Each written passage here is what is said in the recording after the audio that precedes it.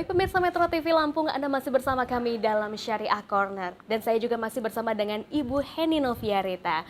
Baik Ibu, kita masih bicara tentunya tentang literasi dari perekonomian syariah di Indonesia. Tadi kita sudah singgung sedikit nih tentang digitalisasi. Terlebih kita di saat pandemi seperti saat ini, banyak sekali dari diri kita dipaksa ya Bu ya. Betul. Nah sepertinya kita sebelumnya tidak terfikirkan akan melalui masa seperti ini. Dan ternyata kita dipaksa dan akhirnya ternyata bisa. Ternyata bisa. Bagaimana menurut Ibu tentang peran digitalisasi dalam perekonomian syariah di Indonesia? Baik, sebenarnya digitalisasi itu kan sudah ada sebelum pandemi. Tapi seperti Mbak Dian tadi katakan bahwa kita dipaksa harus melakukan semua aktivitas kita yang tidak bertemu dengan orang. Nah, begitu. Nah, bagaimana dengan proses digitalisasi? Digitalisasi ini sebenarnya memberikan keuntungan dan kemudahan. Baik. Keuntungannya tidak perlu bertemu dengan orang banyak, tapi semua transaksi ekonomi bisa kita laksanakan.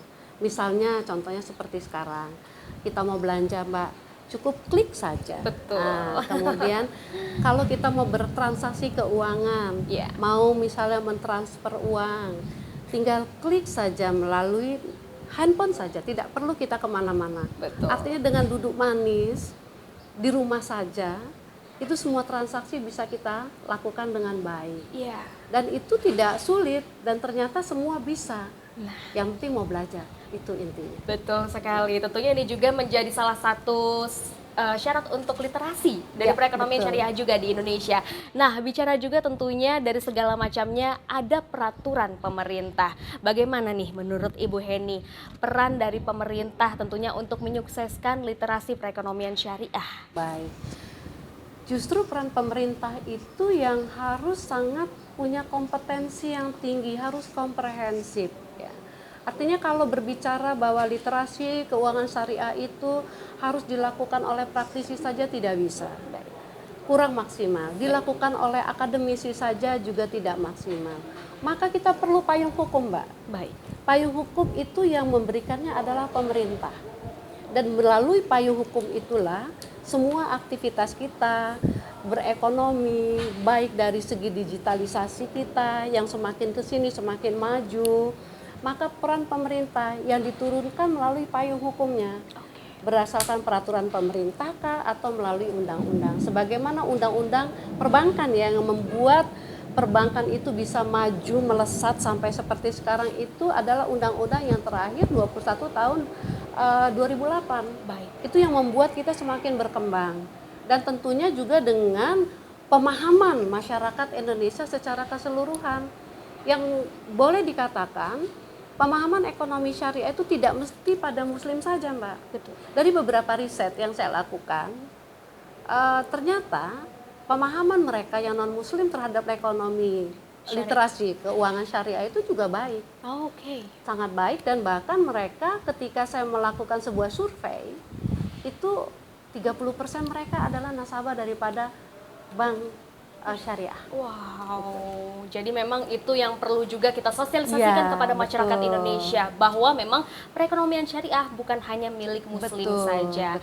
Nah, lantas Ibu Heni, bagaimana menurut Ibu solusi agar tentunya literasi perekonomian syariah kita dapat semakin meningkat, tentunya hal ini untuk menggenjot perekonomian syariah di Indonesia? Baik, yang pertama adalah pemerintah daerah sebagai yang memberikan payung hukum untuk kita bisa berbuat lebih banyak.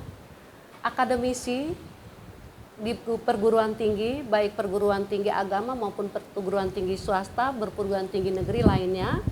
Kemudian juga masyarakat.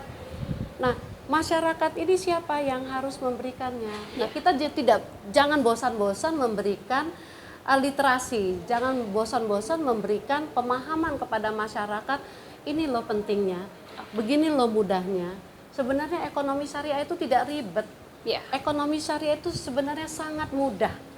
Nah, tetapi mindset kita selama ini, dan memang kita selama ini kan lebih terpaku kepada misalnya yang konvensional. Dan itu tidak bisa kita pungkiri. Usia perbankan syariah atau keuangan syariah atau ekonomi syariah yang dipayungi hukum ini baru sekitar lebih kurang seperempat abad Iya. dibandingkan dengan konvensional yang sudah berkembang puluhan Cukup tahun, lama. cukup Oh, lama. baik. Jadi itu memang tidak bisa kita sandingkan.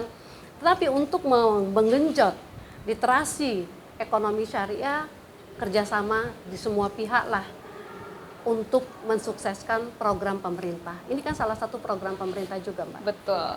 Ya, tentunya hal itu dibutuhkan sinergitas dari Iya, kita semua betul. dan juga kesadaran ya Iya. untuk terus mempelajari perekonomian syariah di Indonesia sendiri. Seperti yang kita sampaikan di awal, bahwasannya dengan kondisi literasi untuk perekonomian syariah yang masih minim ini saja, kondisinya sudah sangat baik untuk perekonomian syariahnya. Apalagi jika didukung tentunya dengan literasi yang baik juga. Baik, terima kasih Ibu Heni.